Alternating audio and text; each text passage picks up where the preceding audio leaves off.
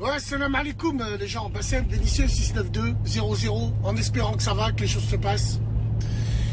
Mesdames et messieurs, il y a des dommages collatéraux. Il y a des ricochets. Des ricochets, c'est comme une pierre. Tu vois, les pierres qui font du ricochet. J'aimerais parler des Émirats Arabes al-Khra, des Émirats Arabes Unis, d'Oukhra et ce qui va avec, hein, Abu Dakhra. Ouais. Alors si je dis Khra, c'est parce que c'est les nouveaux Français qui sont venus comme ça qui l'ont rendu Khra. Le problème, c'est que vous vous en rendez pas compte que vous êtes en train de salir et vous êtes en train de dénigrer les vrais Français maghrébins ou les Français qui vont travailler là-bas et qui travaillent, qui ne donnent pas leur cul, qui racontent pas leur vie de merde où vous mangez des pierres, mais en vrai, devant les photos, vous êtes obligé de montrer qu'on vous serve. Non, nous, on connaît la vérité. On sait que vous mangez des pierres. On sait qu'il y en a même certains, ils peuvent pas rentrer en France. Et ils te disent, non, moi je reste là-bas, je rentre pas en France. T'es un menteur, on t'a confisqué les passeports. Ben ouais, on t'a confisqué ton passeport parce que tu n'as pas payé ou parce que tu as fait des trucs de fou. Parce que tu as cru en gros que c'était le bled à ta grand-mère. Voilà. Donc, moi, je pense vraiment à ceux qui sont partis là-bas travailler pour de vrai.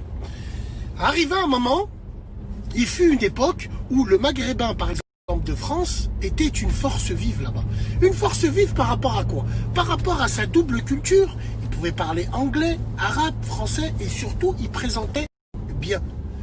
Maintenant, quand tu regardes, quand tout le monde y vont là-bas, c'est plus pour entrer dans des grandes enseignes, dans des grandes entreprises, non. En fait, ils essayent tous de rejoindre ce microcosme de fils de pute. Vous connaissez ce microcosme où on est entre influenceurs, influenceuses.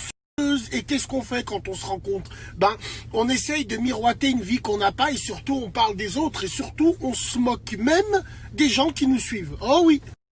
Oui, oui, bien sûr. Donc ils sont là, ils sont assis entre eux, et ils sont là et ils se parlent. Ouais, putain, lui il m'envoie un message, il me prend la tête. Putain, ces gens-là, ils me prennent la tête. À chaque fois, ils veulent que...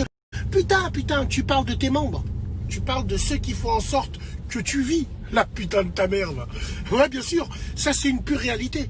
Et on va dire qu'ils s'embourgeoisent. Ils s'embourgeoisent parce qu'ils sont dans un monde où c'est une utopie, où c'est de la poudre aux yeux pour de vrai. Wallahi l'azim. C'est pour ça que la plupart des gens qui ont quelques vues, ils vont là-bas. Ils vont là-bas pour quoi faire? Pour rejoindre ce microcosme de fils de pute. C'est simple et net. Et certains me diront, ouais, bah il y a du business, il y a du ci, il y a du ça. Non, c'est des destinations de mode. Vous l'avez Khamesh, comme vous avez Khamesh la Thaïlande, comme ça c'est connu. Et surtout, on sait tous que si vous êtes là-bas, c'est pour vous acheter une petite conscience. Hein? Ouais, moi je suis dans un pays musulman, on entend les zen et tout, waouh, on entend les zen, machallah, je suis en train de marcher, j'entends les zen, oh putain, elle a un gros cul celle-là, waouh et tout. Dubaï, Doukhra et les Abu Dakhra, pour moi, c'est le signe et le symbole de la schizophrénie littérale du peuple maghrébin de France. Hein. Je ne parle pas des autres parce que ça ne m'intéresse pas. Mais pour vous dire, Wallahi al-Azim, c'est de la schizophrénie pure et dure. Et ouais, bien sûr. Et tu remarqueras, quand ces personnes, elles sont installées là-bas, quand tout va bien, ah, mais quand tout va mal, ils mettent du Coran. Il faut voir des sites musulmans.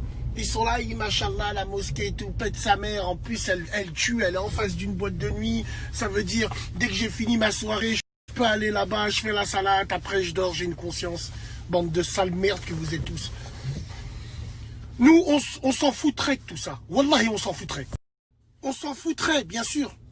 Mais là, vous êtes en train de mettre des bâtons dans les roues aux vraies personnes qui vont là-bas, les chargés d'affaires, les soudeurs, les grutiers, tous ces gens-là.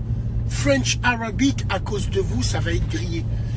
Si seulement vous nous avez grillés sur les chantiers de travail, vous nous avez grillés dans les grues, vous nous avez grillés dans les décoratrices intérieures, non, vous nous avez grillés dans les vidéos, vous nous avez grillés dans des futilités. Et qui mettent des bâtons aux gens qui veulent en faire de l'utilité. Bien sûr, parce que vous êtes des sans-foi ni loi. Vous êtes de la merde. C'est mon avis personnel, qui n'engage que moi. Force aux vrais Français qui vont travailler là-bas, qui ont un vrai métier.